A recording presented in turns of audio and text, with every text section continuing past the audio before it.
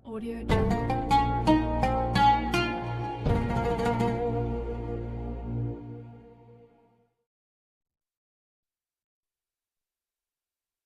Assalamualaikum warahmatullahi wabarakatuh. Alhamdulillahi rabbil alamin. Wassalatu wassalamu ala asyrafil anbiya'i wal mursalin. Sayyidina wa maulana Muhammadin wa ala alihi wa sahbihi wa tahirina ajma'in.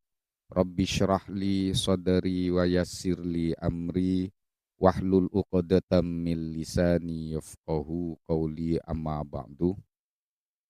Selamat datang, selamat berjumpa kembali dan selamat bergabung di saluran YouTube official Zawiyah At-Ta'limiyah dalam acara Sinau Bareng Kajian Kitab Fathul Mu'in yang kali ini masuk dalam bab puasa, menjelaskan tentang kafaroh di dalam bab puasa. Seperti biasa, sebelum kita mulai, mari kita bersama-sama membaca Fatihah.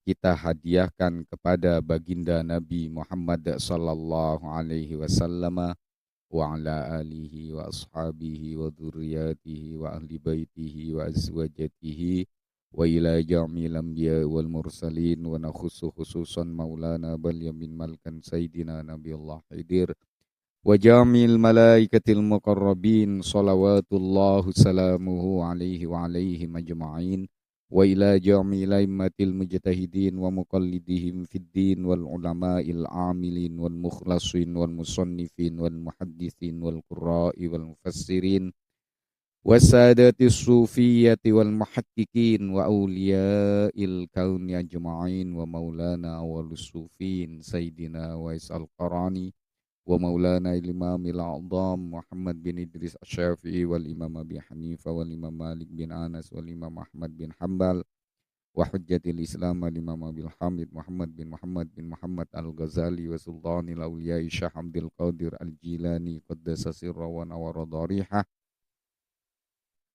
wal imam Abil Hasan al-As'ari wal imam Junaid al-Baghdadi wal imam ar-Rafi'i wa Zakaria Yahya bin Syaraf An-Nawawi wa Zakaria Al-Ansari wa Ibn Hajar Al-Athqalani wa Ibn Hajar Al-Hitami wa Jalaluddin Al-Mahalli wa Jalaluddin As-Suyuti wa Syekh Zainuddin Al-Malibari wa Sayyid Abi Bakar Sata wa Syekh Nawawi Al-Bantani wa Syekhina Khalil wa Syekh Raden As'ad Syamsul Arifin wa Syekh Abdul Malik Baldawi wa Kahiji Latif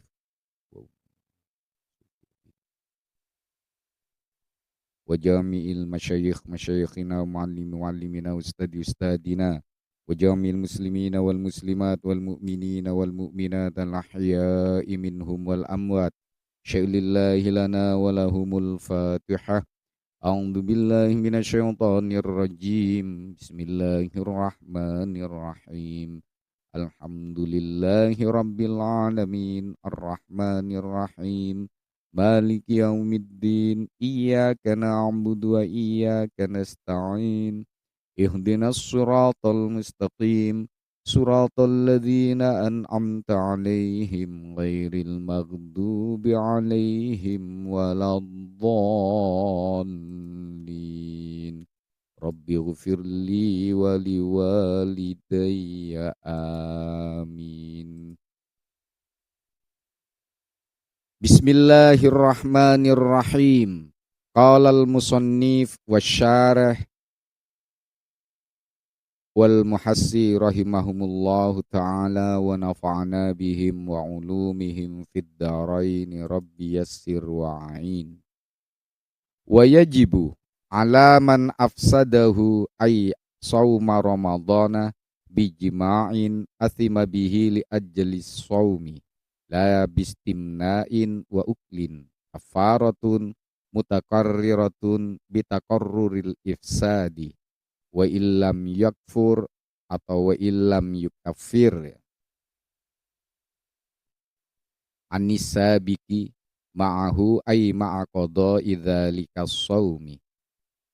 Wa yajibu dan wajib alaman atas orang afsadahu yang telah merusak ia ai shauma ramadhana terhadap puasa Ramadannya dirusak atau dibatalkan bijima'in dengan hubungan suami istri atau dengan persenggamahan.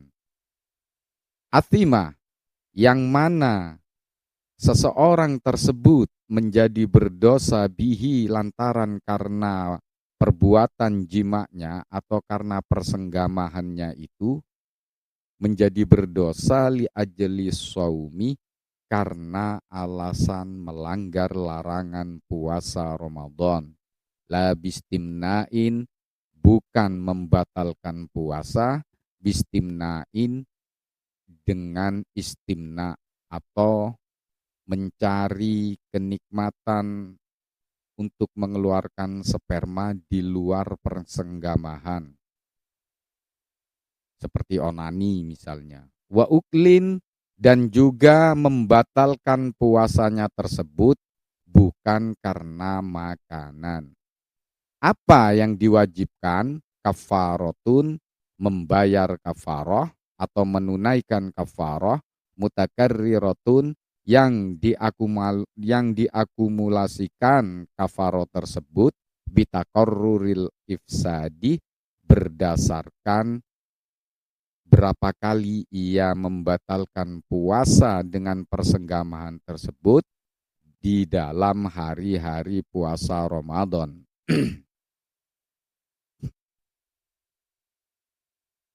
Wa illam yukaffir, sekalipun orang tersebut belum mampu atau belum menunaikan kafarohnya anisa biki untuk sebagai kafaroh persenggamahan yang pertama. Jadi orang yang membatalkan puasanya di bulan puasa Ramadannya dengan hubungan badan atau persenggamahan diwajibkan membayar kafaroh, yang kafaroh itu bisa diakumulasikan berdasarkan berapa kali dia merusak puasanya dengan hubungan suami istri atau dengan persenggamahan, bukan dengan onani atau faktor makanan.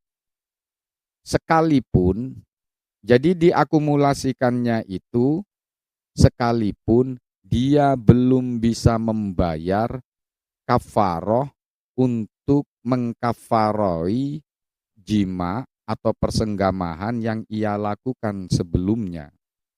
Wajib menunaikan kafaroh tersebut ma'ahu ay ma'aqodo idzalika shaumi beserta wajib mengganti puasa tersebut di luar bulan Ramadan. Wal kafaratu, adapun kafarohnya itqu raqabatin, yaitu memerdekakan budak mukminatin yang mukminah, budak perempuan yang beriman. Fasaumu syahraini, lalu berpuasa 2 bulan ma'at tatabu'i, dalam kondisi berturut-turut. Berpuasa 2 bulan secara berturut tersebut dilakukan in ajiza, jika orang tersebut tidak mempunyai kemampuan anhu untuk memerdekakan budak.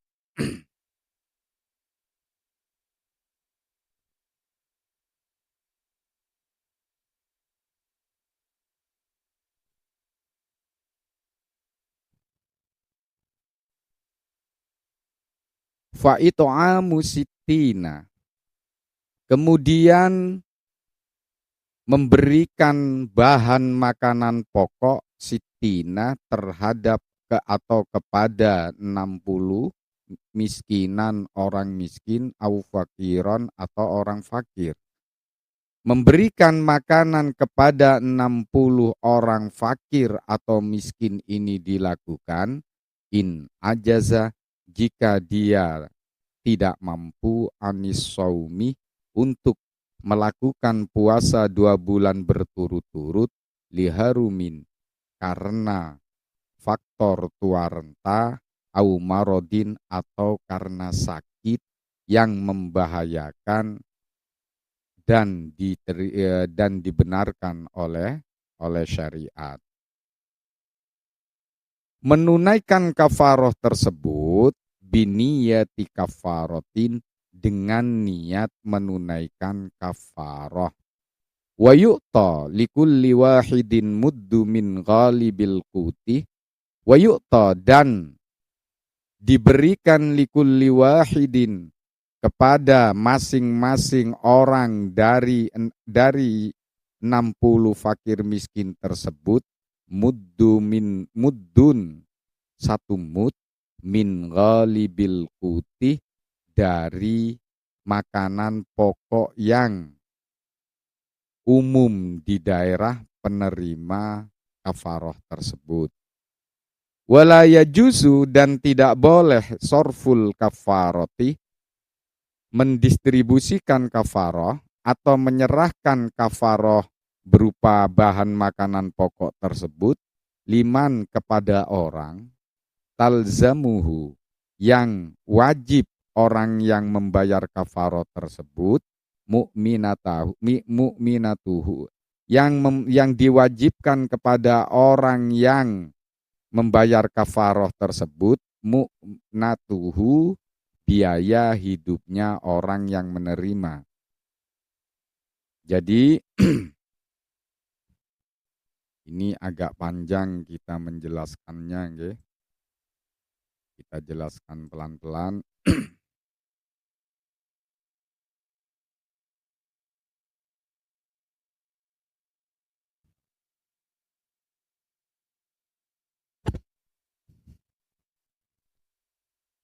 Jadi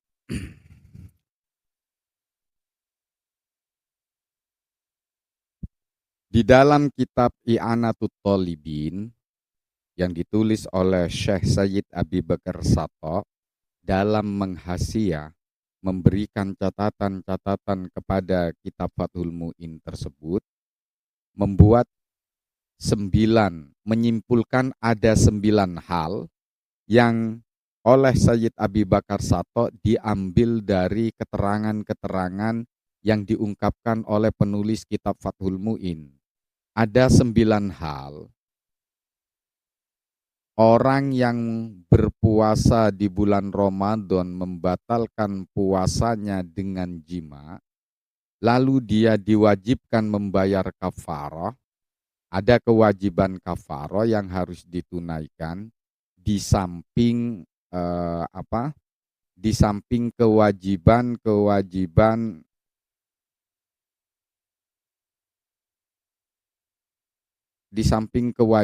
mengganti puasanya, itu ada 9 hal. 9 hal yang menyebabkan orang itu dikenakan kewajiban kafarah. Yang pertama, persenggamahan yang merusak puasa tersebut dilakukan oleh orang yang sengaja melakukannya. Orang berpuasa Ramadan, di siang hari dia sengaja melakukan persenggamahan dengan istrinya. Maka dia diwajibkan membayar kafarah.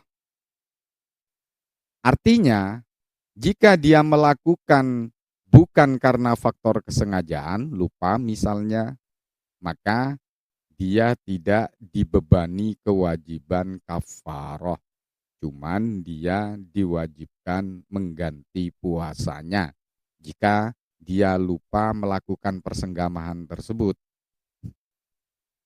Kemudian ketika dia melakukan persenggamahan dengan istrinya, ia melakukan secara sukarela. Tidak ada unsur paksaan atau dipaksa. tidak ada keterpaksaan atau dipaksa. Dan juga ia mengetahui bahwa bersenggama di siang hari bulan Ramadan itu adalah hal yang dilarang ketika ia sedang berpuasa. Dan juga dia tahu konsekuensi ketika membatalkan puasa di bulan puasa Ramadannya dengan melakukan persenggamahan ada kafaroh yang wajib ditunaikan. Namun dia tetap melakukan, maka dia dibebani kewajiban menunaikan kafaroh. Namun jika dia tidak tahu bahwa bersenggama tersebut adalah larangan di dalam berpuasa, maka dia tidak dibebani kafaroh, tapi harus mengganti puasanya. Namun di awal-awal pembahasan bab puasa ini dijelaskan oleh penulis kitab Fathul Mu'in, ketidaktahuan tersebut yang diterima oleh syariat, alasan kebodohan atau ketidaktahuan yang diterima oleh syariat tersebut adalah ketika dia tumbuh besar di lingkungan yang jauh dari peradaban Islam atau jauh dari para pendakwah-pendakwah Islam, maka ketidaktahuan yang seperti ini dimakfu oleh agama. Atau dia baru saja mengenal Islam, mu'alaf misalnya, belum tahu bahwa puasa itu tidak boleh berhubungan suami istri, maka hal ini, ketidaktahuan seperti ini juga dimakfu atau diterima oleh syariat. Namun dalam konteks kita hidup di negeri kita Indonesia, khususnya di Pulau Jawa, saya rasa alasan itu sulit sekali. Sulit sekali kita temukan. Karena di era sekarang, era medsos seperti ini, banyak kajian-kajian yang bertebaran di media sosial.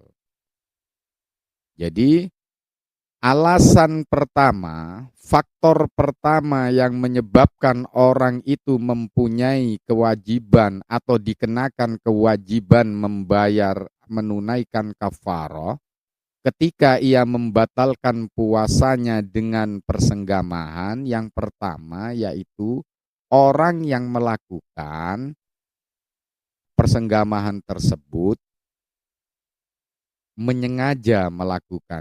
sengaja melakukan, kemudian secara sukarela melakukan, kemudian dia tahu bahwa itu adalah larangan yang bisa membatalkan puasa Ramadannya, dan juga ada konsekuensi menunaikan kafaroh, maka ketika ia melakukan persenggamahan di siang hari Ramadan tersebut, maka dia wajib menunaikan kafaroh. Kemudian yang kedua, puasa yang dirusak dengan persenggamahan adalah puasa Ramadan. Di luar puasa Ramadan tidak ada kewajiban membayar kafaroh. Misalnya, saya berpuasa wajib, tapi saya berpuasa wajib itu karena nazar. Saya bernazar, ketika saya melakukan, itu wajib kita lakukan kalau kita bernazar. Namun di tengah-tengah ketika saya melakukan aktivitas puasa nazar tersebut, lalu saya bersenggama dengan istri saya misalnya, sehingga puasa saya batal. Nah, hal ini tidak ada kewajiban kafaroh. Kalau dosa ya tetap dosa. Kemudian yang ketiga, puasa yang dirusak adalah puasanya sendiri, bukan puasa orang lain. Contohnya, misalnya saya berpuasa, tapi ketika saya berpuasa dalam keadaan bepergian, musafir. Kemudian, contoh begini, menjelang Idul Fitri, kita mempunyai tradisi mudik misalnya. Nah, di pertengahan Ramadan, istri saya ada rombongan keluarga besarnya mudik ke kampung halamannya lebih dulu. Jadi saya masih tinggal di Jakarta misalnya.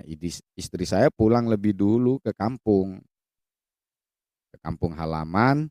Kemudian H-2 misalnya, saya setelah makan sahur, saya menyusul istri saya yaitu mudik. Nah, ketika saya berangkatnya sebelum terbit fajar, lalu saya berangkat sampai misalnya katakanlah keluar dari Jakarta jarak misalnya 100 kilometer lah misalnya ya, katakanlah di daerah Sukabumi atau Tasikmalaya ya misalnya, saya sampai di sana belum maghrib, artinya masih jam 3 misalnya, jam 3 sore. Lalu karena saking rindunya saya dengan istri, sehingga saya melakukan persenggamahan dengan istri di kampung halaman tersebut. Nah, namun ketika saya melakukan, saya masih berpuasa, istri saya juga masih berpuasa. Cuman bedanya saya berpuasanya dalam kondisi musafir. Walaupun saya sudah sampai di tujuan, karena batasan musafir itu 3 hari. 3 hari. Karena status orang bepergian keluar rumah ke kampung halaman itu disebut musafir. Walaupun kita sudah sampai di tujuan. Lalu saya melakukan persenggamahan dengan istri saya dengan saya berniat mengambil rukhsah, keringanan dari agama. Jadi kalau orang bepergian itu kan ada rukhsah, dia boleh membatalkan puasa dan melanjutkan puasa. Ini saya batalkan dengan persenggamahan. Maka karena status saya musafir, maka saya tidak dibebani atau tidak dibebani kewajiban kafaroh. Karena yang saya rusak adalah puasa orang lain, yaitu puasa istri saya. Puasa istri saya. Jadi saya tidak dibebani kewajiban kafaroh. Begitu juga istri saya tidak dibebani kewajiban kafaroh. Kemudian yang keempat, penyebab batalnya puasa adalah persenggamahan. Hanya persenggamahan, hanya hubungan suami istri, tidak ada faktor yang lain. Contohnya, puasa yang dibatalkan selain persenggamahan, misalnya begini. Ketika saya melihat istri saya bersyahwat, saya berniat menggauli misalnya, tapi sebelumnya saya batalkan dengan meminum air atau makan sesuatu, maka hal ini yang disebut membatalkan puasanya bukan dengan hubungan suami istri. Walaupun hanya seteguk air, begitu saya meminum seteguk air, lalu saya melakukan hubungan suami istri, itu tetap dihitung yang membatalkan bukan hubungan suami istri, tapi yang membatalkan adalah seteguk air tersebut. Kemudian yang kelima, ketika puasa tersebut dibatalkan atau dirusak dengan hubungan suami istri, orang yang membatalkan tersebut masih berada atau masih berada dalam syarat-syarat puasa hingga maghrib tiba. Jika tidak berada dalam syarat-syarat dan rukun-rukun puasa, maka hal ini tidak diwajibkan kafaroh. Contohnya begini. Contohnya, ada orang berpuasa Ramadan, kemudian tiba-tiba orang tersebut gila atau pingsan yang berkepanjangan misalnya setelah dia melakukan persenggamahan, maka orang tersebut tidak diwajibkan kafaroh. Kenapa? Karena belum sampai maghrib, syarat-syarat orang tersebut tidak terpenuhi di dalam berpuasa Ramadan. Syarat berpuasa Ramadan yaitu akil balik, mukallaf. Orang gila atau orang pingsan itu tidak disebut mukallaf karena kehilangan akal, bukan al-akil. Jadi kalau ada orang berpuasa sebelum maghrib, dia berhubungan intim dengan istrinya, setelah melakukan hubungan intim dia pingsan yang lama sekali, atau dia gila, maka orang tersebut tidak dibebani kewajiban menunaikan kafaroh. Kemudian yang keenam, puasa wajib yang dia rusak itu adalah puasa ada. Puasa ada itu adalah adaan itu, baik puasa maupun ibadah yang lain, ada istilah adaan. Usolli fardod, misalnya dalam sholat, usolli fardod duhri arba'a rakaati mustaqbilal kiblati, ada alillahi ta'ala.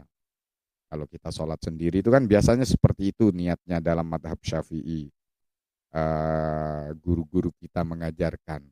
Kata ada di sini ibadah yang dilakukan di dalam waktunya.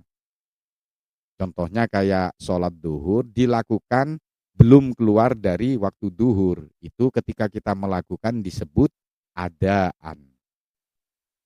Kalau di luar itu disebut, kalau kita sholat takbiratul ihram, dimulai dengan takbiratul ihram, tapi kita lakukan di luar waktunya, itu bukan ibadah ada, tapi kodoan.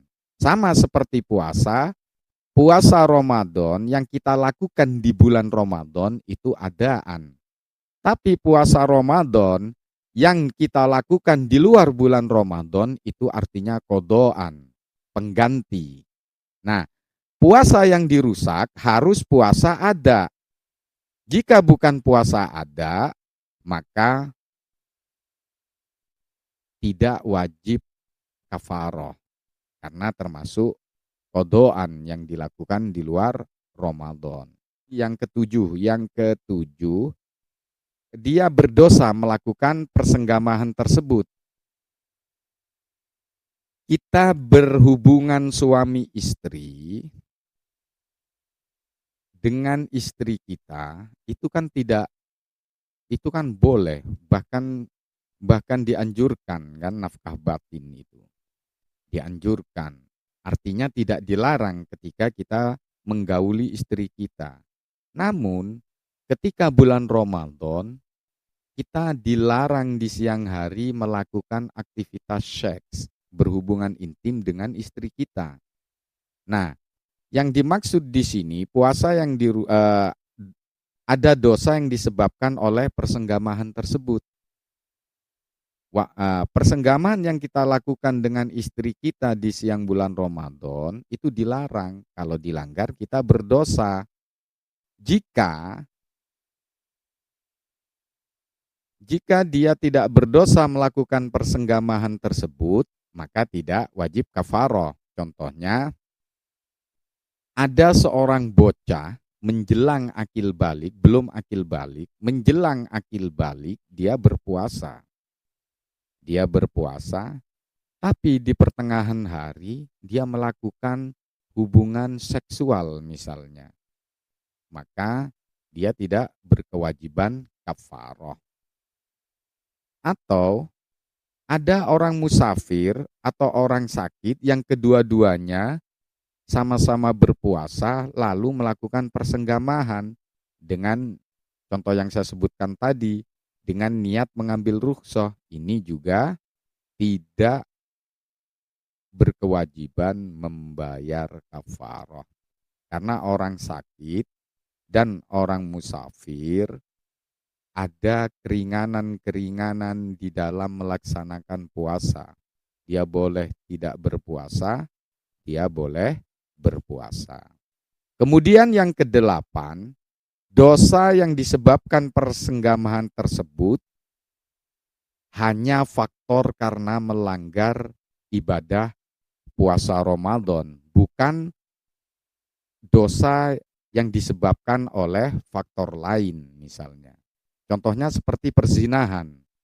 Jadi kalau orang berzina, walaupun di luar bulan Ramadan, dia tetap berdosa. Bahkan dosa salah satu dosa besar.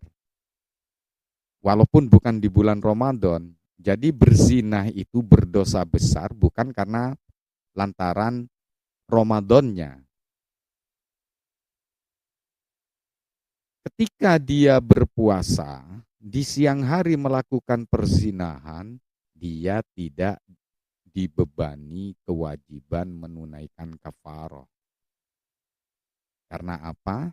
Karena perzinahan itu dilarang walaupun di luar bulan Ramadan. Berbeda kalau itu pasangan sah kita, istri kita misalnya.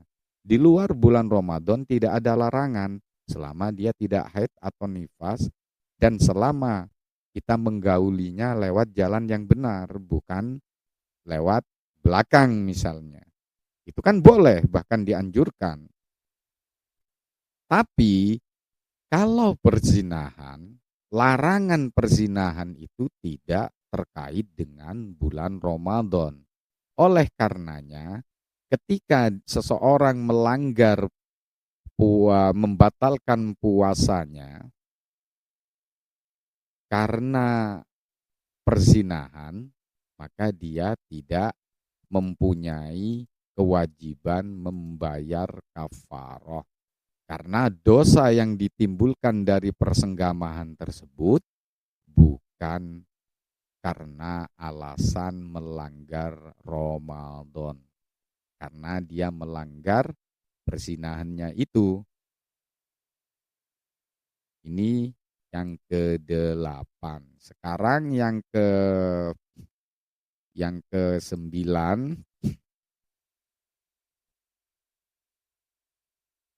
Ketika dia berpuasa tidak dalam kondisi ragu-ragu, tidak dalam keadaan keragu-raguan.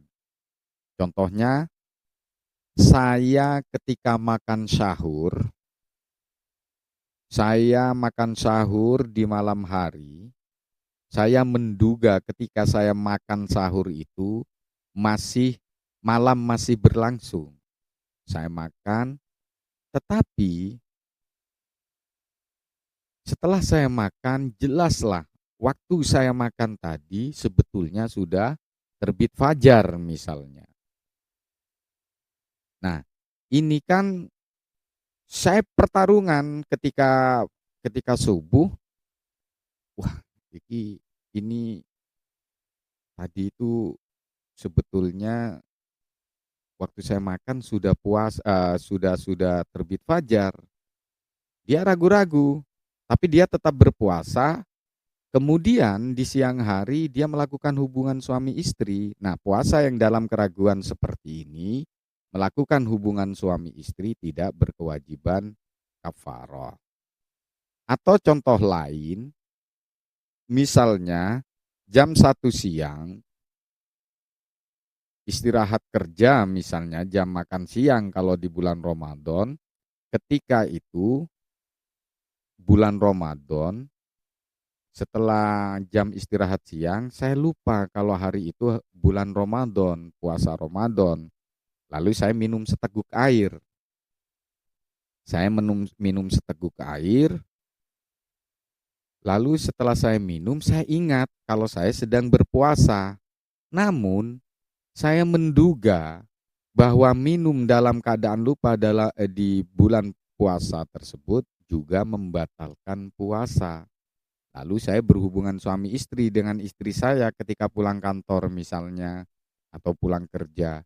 Nah, hal yang seperti ini juga tidak dibebani kafarah, tapi tetap wajib mengganti. Nah, selain kewajiban kafaroh, ada tiga konsekuensi yang dibebankan oleh orang yang membatalkan puasanya dengan hubungan suami istri. Yang pertama yaitu kafarah. Yang kedua mengganti puasanya. Yang ketiga ada hukuman takzir. Kalau dalam apa? Dalam negara-negara yang hukumnya berdasarkan hukum Islam, ada kewajiban takzir, hukuman. Kemudian mengenai kafarah sendiri itu ada tiga bentuk kafarah, ada tiga jenis kafarah.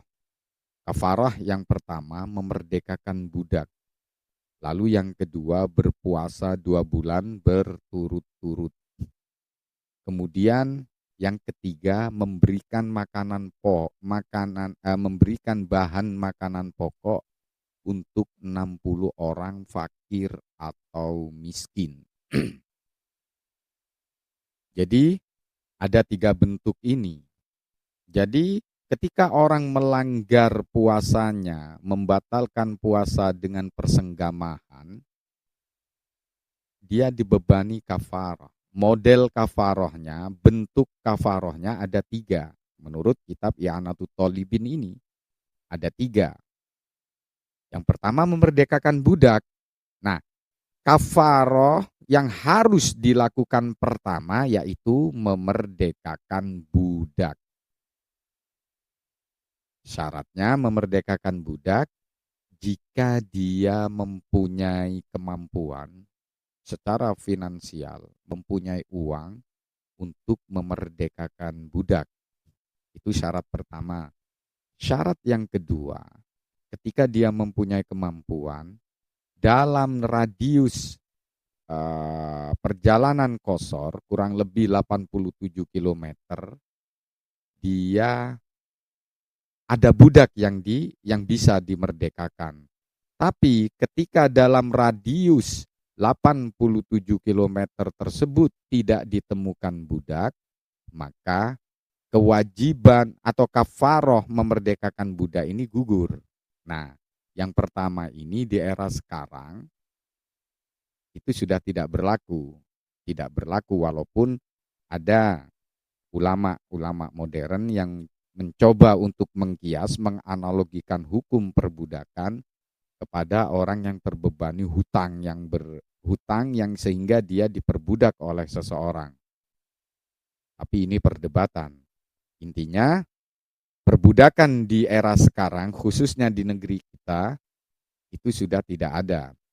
Yang kedua, jika tidak menemukan budak, maka dia wajib berpuasa 2 bulan berturut-turut. Berpuasa 2 bulan berturut-turut tersebut harus dilakukan tanpa ada jeda barang sehari pun. Tanpa ada yang batal barang sehari pun.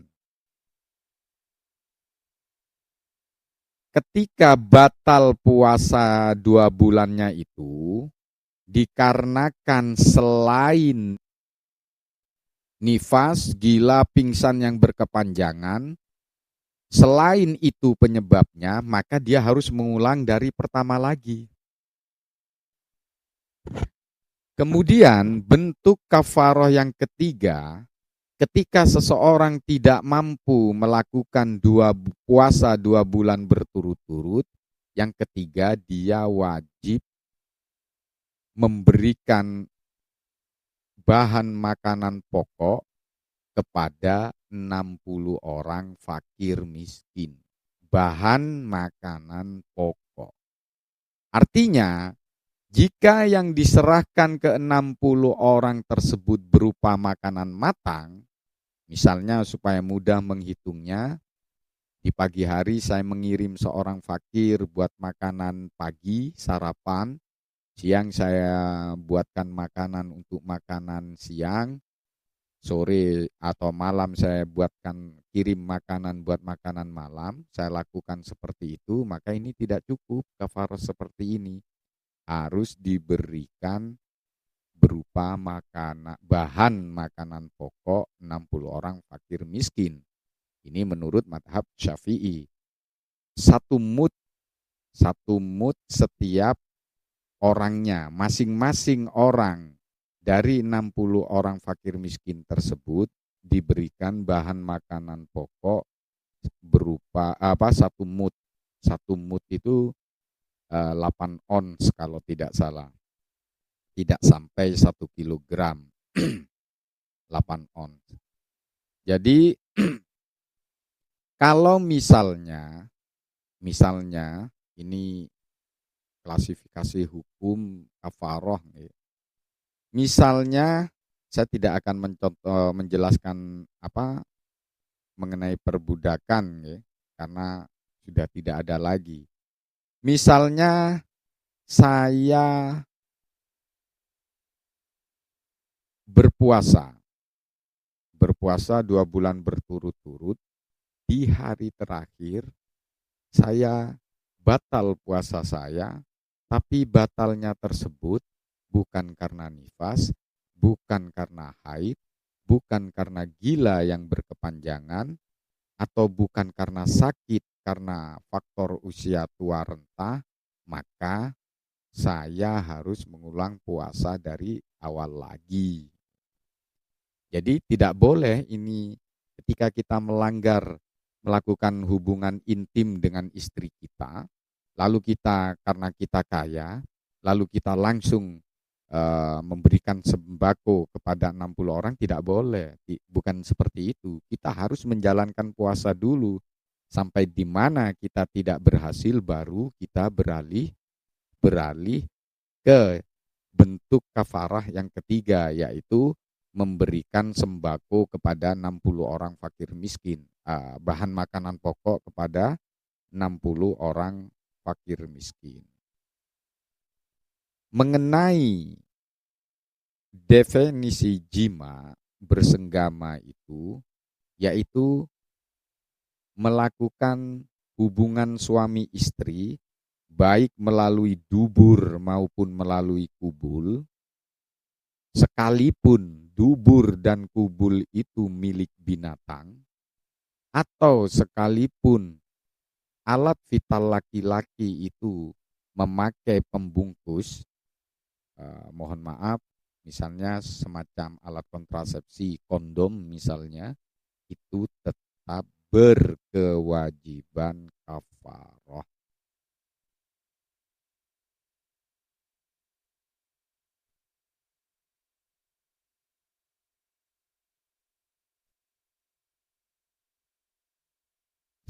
Kewajiban kafaroh beserta bentuk dan urutan-urutannya tersebut itu bukan tidak ada dasarnya. Ada dasarnya, yaitu didasari dengan hadis baginda Nabi Muhammad SAW yang tercatat di dalam 2 kitab hadis yang sahih, yaitu Bukhari Muslim. Artinya hadis ini termasuk hadis muttafaqun alaih. Hadis ini berbunyi atau meriwayatkan, pernah seorang laki-laki datang menemui baginda Nabi Muhammad sallallahu alaihi wasallam. Kemudian laki-laki itu berkata, celakalah aku. Lalu Rasulullah bertanya, apa yang membuatmu celaka? Dan laki-laki itu menjawab, aku telah menggauli istriku di siang hari Ramadan. Kemudian baginda Nabi Shallallahu Alaihi Wasallam bertanya, apakah engkau mempunyai seorang budak yang bisa engkau merdekakan? Ia menjawab, tidak ya Rasulullah. Kemudian baginda Nabi lanjut bertanya, apakah engkau mampu berpuasa 2 bulan berturut-turut? Ia pun menjawab, Tidak ya Rasulullah. Lalu baginda Nabi SAW bertanya kembali, apakah engkau mempunyai bahan makanan pokok yang bisa dibagikan kepada 60 fakir atau miskin? Ia menjawab, tidak ya Rasulullah. Kemudian ia pun terduduk. Lalu baginda Nabi datang kembali membawa sekeranjang yang berisi kurma, seraya beliau bersabda, sedekahkan, berikan ini kepada fakir dan miskin, kata baginda Nabi Muhammad sallallahu alaihi wasallam.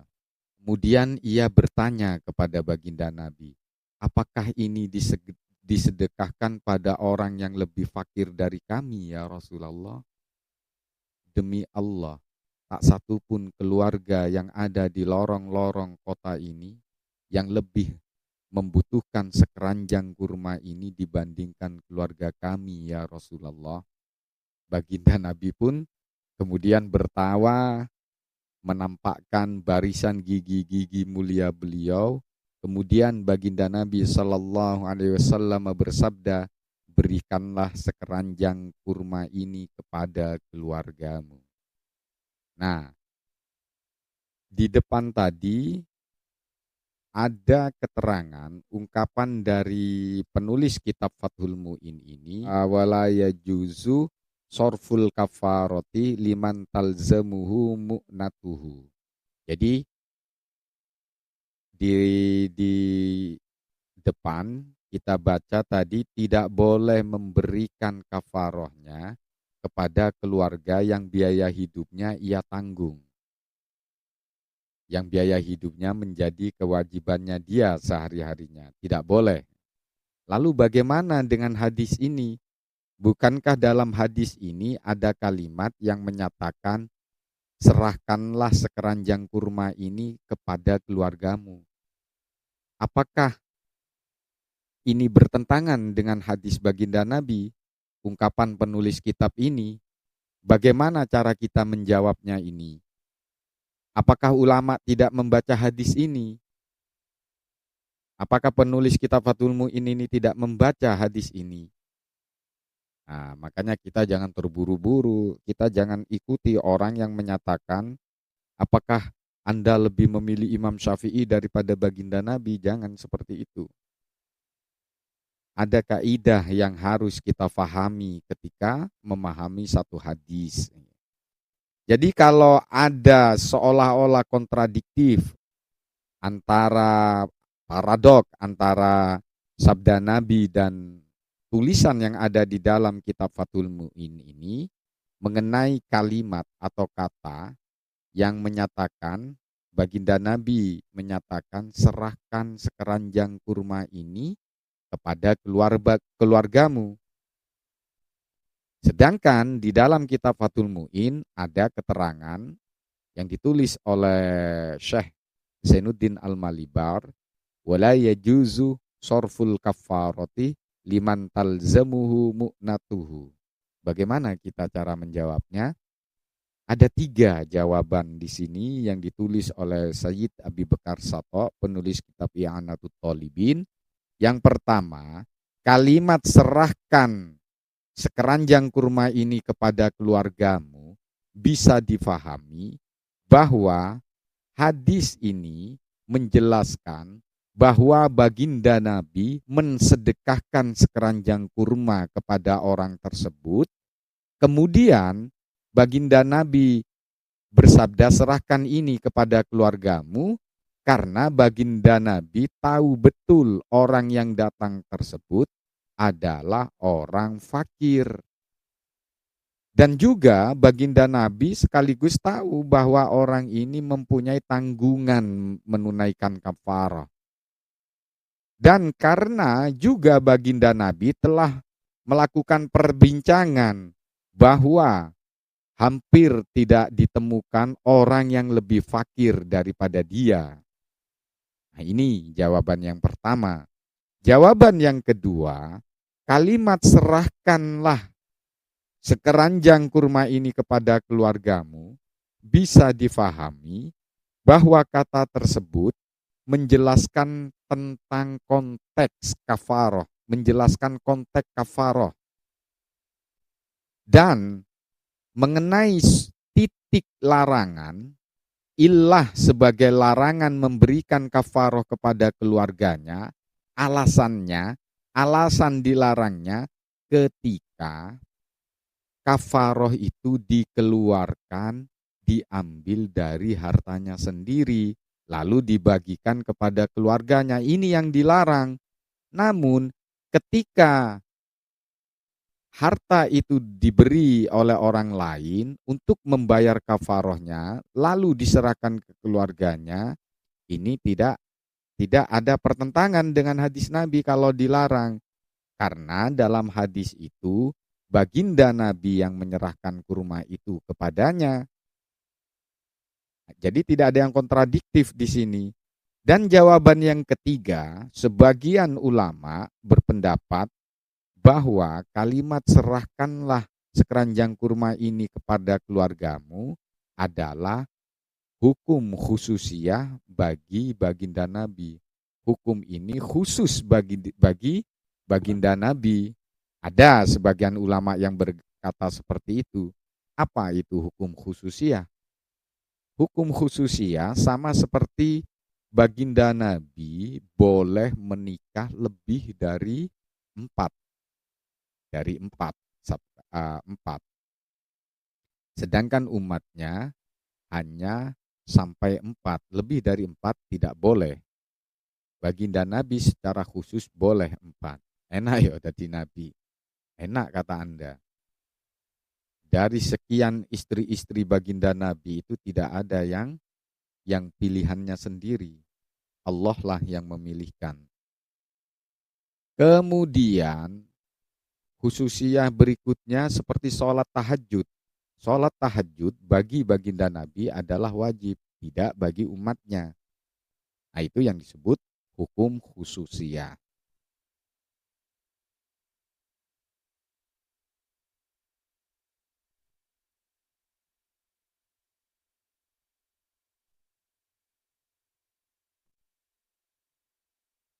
Baik para pemirsa, kesimpulannya orang yang membatalkan puasa Ramadan, khusus puasa Ramadan, dengan hubungan suami istri dengan pasangan sahnya, dengan istrinya, maka dia wajib membayar kafarah. Ada konsekuensi yang dibebankan, diwajibkan kepadanya membayar kafarah dan juga mengganti puasanya yang rusak tersebut di luar bulan Ramadan. Nah, apakah ini terakumulasi kalau misalnya di hari-hari berikutnya saya juga melakukan hal yang sama? Iya, tetap diakumulasikan. Misalnya hari ini saya membatalkan puasa dengan persetubuhan, besoknya dengan persetubuhan, besoknya dengan persetubuhan, itu tetap diakumulasikan itu. Tetap. Kalau satu hari dibatalkan dengan apa? Dengan bersenggama misalnya kan 60 nih.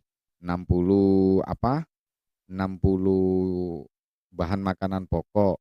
Besoknya lagi misalnya membatalkan 120 hingga akumulatif. Walaupun di sini ada yang membaca wala yukafir, wala yakfur. Kalau dibaca wala yakfur artinya sekalipun dia tidak mengingkari. Tapi saya lebih memilih sekalipun dia belum mampu membayar kafaroh untuk konsekuensi persetubuhan, persenggamahan yang sebelumnya. Artinya, walaupun sebelumnya saya belum mampu membayar, lalu saya melakukan persenggamahan lagi, tetap dihitung itu. Bentuk kafarohnya yaitu ada 3.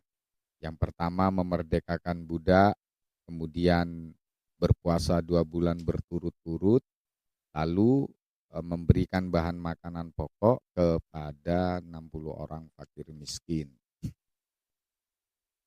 Di sini berpuasa berturut-turut jika dia tidak mempunyai biaya untuk memerdekakan budak dan juga jika dia tidak menemukan budak, maka dia kafaroh yang dia harus tunaikan berpuasa 2 bulan berturut-turut.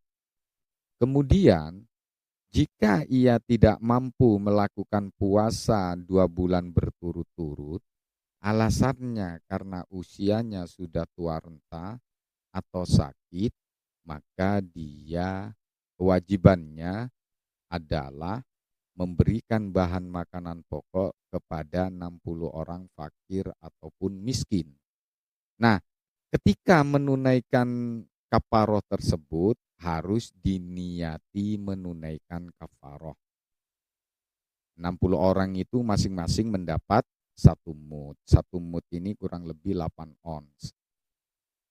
Kafaroh berupa bahan makanan pokok ini jika dikeluarkan dari harta pribadinya, maka dia tidak boleh menyerahkan atau mendistribusikan kepada keluarga yang biaya hidupnya menjadi tanggung jawabnya, menjadi kewajibannya untuk membelanjai misalnya.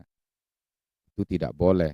Namun di dalam i'anatut thalibin ini ada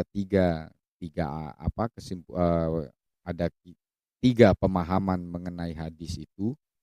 Boleh memberikan kepada keluarganya bila mana harta atau sembako itu tidak keluar dari harta pribadinya.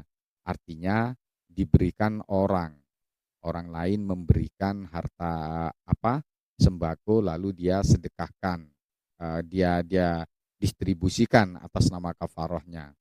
Nah, itu boleh diberikan kepada keluarganya.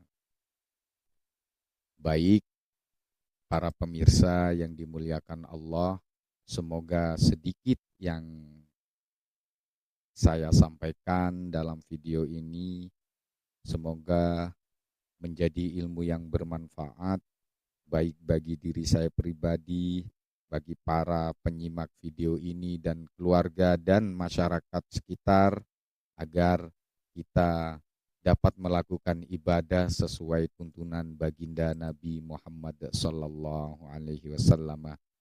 Sebelumnya saya mohon maaf karena dalam 2 minggu terakhir ini saya tidak mengupload video dikarenakan banyak kegiatan di lingkungan kami dalam rangka merayakan Hari Kemerdekaan Republik tercinta kita ini. Mohon maaf sebelumnya dan jangan lupa untuk terus mendukung channel YouTube kami agar kami bisa eksis berbagi ilmu-ilmu yang bermanfaat. Wa akhiran wallahul muwaffiq ila aqwamit thoriq wal afu minkum. Wassalamu alaikum warahmatullahi wabarakatuh.